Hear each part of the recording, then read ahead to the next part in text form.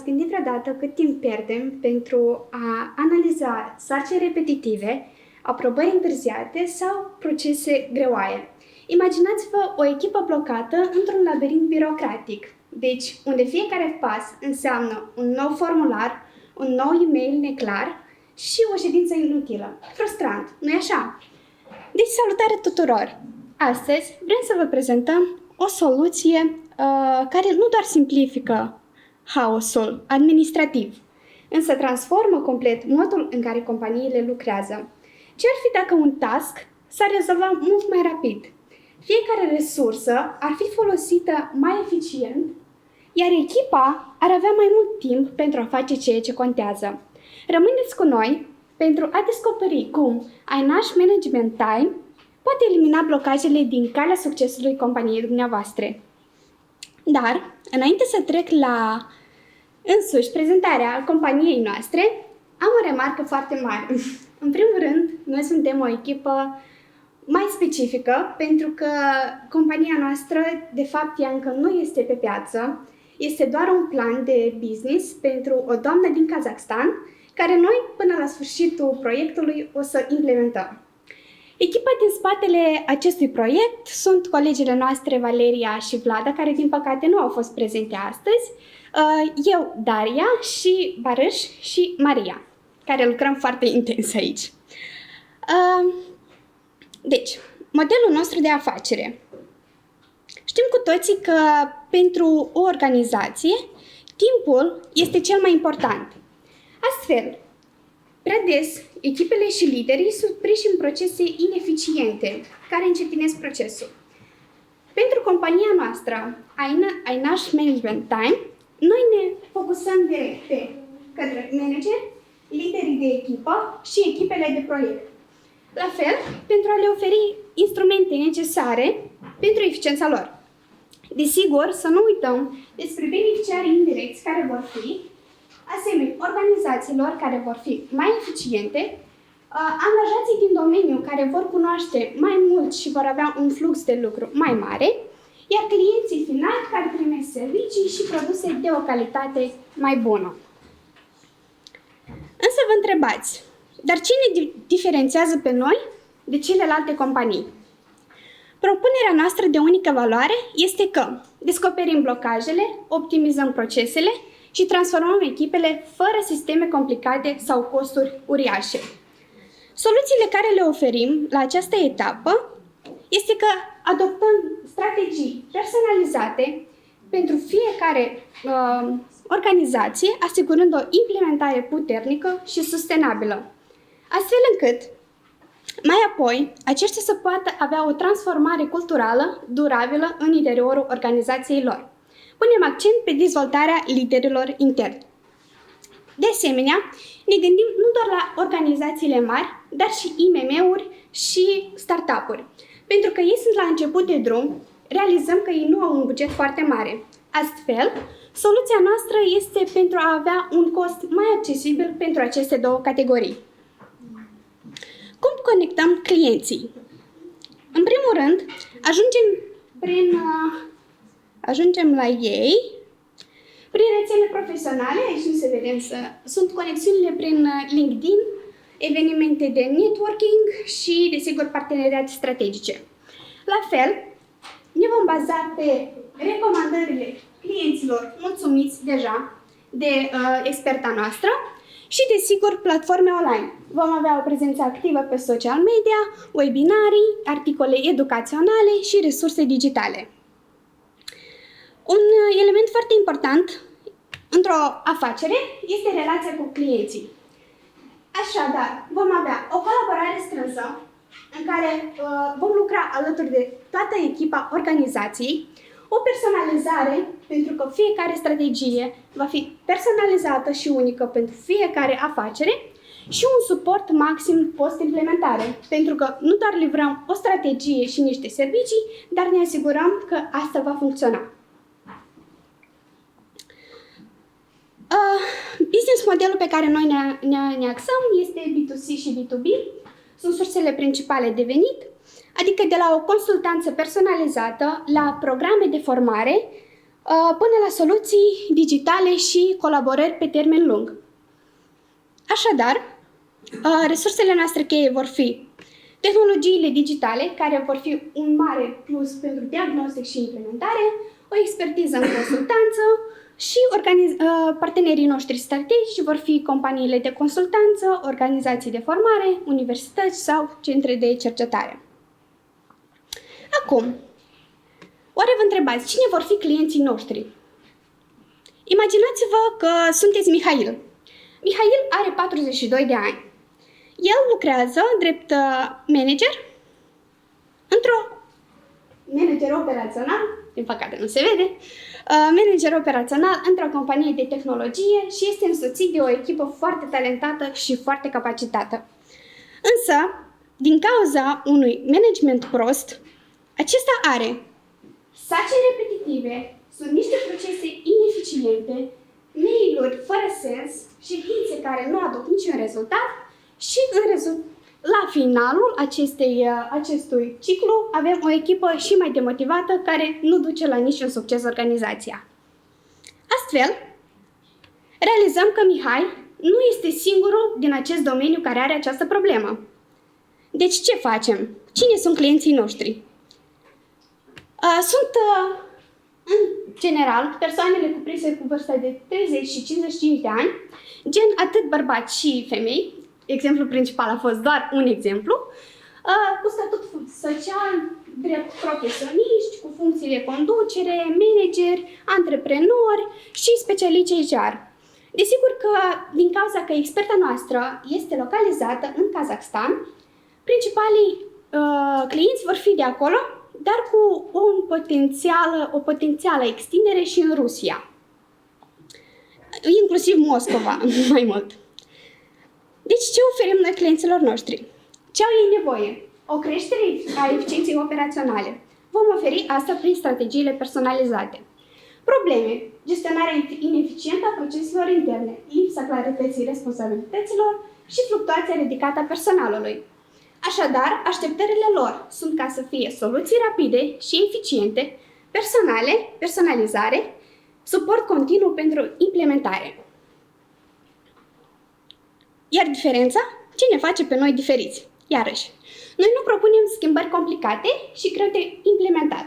Vor fi soluții adaptate realității, nu teoretice, pentru fiecare organizație. Însă, haideți să vedem portretul clientului nostru. Imaginați-vă alt scenariu în care dumneavoastră sunteți clientul. Sunteți în căutarea unei noi optimizări în organizația voastră și căutați pe net sau, nu știu, în orice sursă de informare că vreți să ajungeți la o optimizare a companiei. Într-un final, ați găsit soluția. Poate ați găsit-o prin intermediul unui website online. Poate ați găsit-o prin intermediul unui articol pus pe stradă. Sau ați găsit-o datorită unei recomandări a unui cunoscut. Deci, ce urmează? Întrebarea în sine. Oare merită eu să investesc timp și resurse în soluția găsită? Acesta este momentul conștientizării. Este un moment critic în care noi vrem să facem ca fiecare detaliu să conteze. Deci dacă informația care noi o predăm nu este clară, atunci interesul scade. Dacă procesul este greu de completat sau formularul pentru aplicare, decizia noastră se amână. Iar dacă nu există încredere, clientul, potențialul nostru client, în cazul ăsta, Mihail, se va retrage și va căuta o altă soluție. Astfel, noi vom oferi o experiență construită pe simplitate, transparență și impact real. În Customer Journey Map urmează apoi etapa de evaluare, în care clientul nostru nu trebuie să caute răspunsuri, ci să le găsească ușor. Astfel, vom avea pe website-ul companiei recenzii autentice, câteva exemple de studii de caz reale și demonstrații clare pentru a elimina orice îndoială de a ne alege pe noi. Astfel, când decizia este luată, achiziția nu trebuie să fie, trebuie să fie de fapt un proces și nu un obstacol. astfel fără bariere, să fie rapid și eficient. Iar cel mai important, că călătoria lui nu se încheie după achiziție. Noi vom oferi suportul necesar pentru situația sa actuală, însă după aia îi vom oferi și alte recenzii, alte suporturi post-implementare pentru ca succesul lui să fie adevărat. Astfel, pentru că știm că succesul nu este doar despre produs, ci este despre experiența totală. Iar dacă clientul a avut cu tine o experiență foarte bună, el va reveni la tine imediat. Analiza concurenților. Primul concurent al nostru este compania lui Igor Man. Este un expert din Rusia, dacă nu mă greșesc, cu o reputație solidă în marketing și management. El este un expert consacrat care are plusurile sale.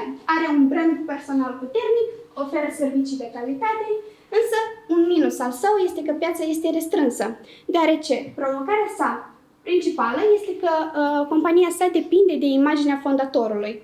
Astfel, el nu se poate foarte mult extinde pe piețele internaționale.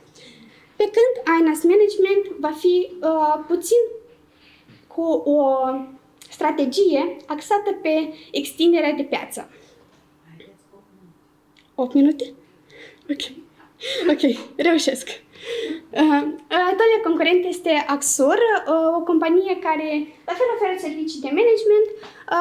El are un portofoliu foarte diversificat de servicii, clienți bine stabiliți și o piață restrânsă, la fel ca celălalt concurent, are o piață restrânsă, din păcate. Al treilea concurent este PricewaterhouseCoopers. Este a doua cea mai mare companie globală, la fel din domeniu, care la fel se ocupă cu acordarea serviciilor de management pentru afaceri. Plusul său este că au un portofoliu vast de serviciu, însă au costuri ridicate și au o birocrație proeminentă. Provocarea lor, cum am menționat cele două minusuri, costurile ridicate și birocrația proeminentă, pot influența întreprinderile mici ca să nu îi considere pe ei ca un potențial ajutor și cumpărător a serviciilor.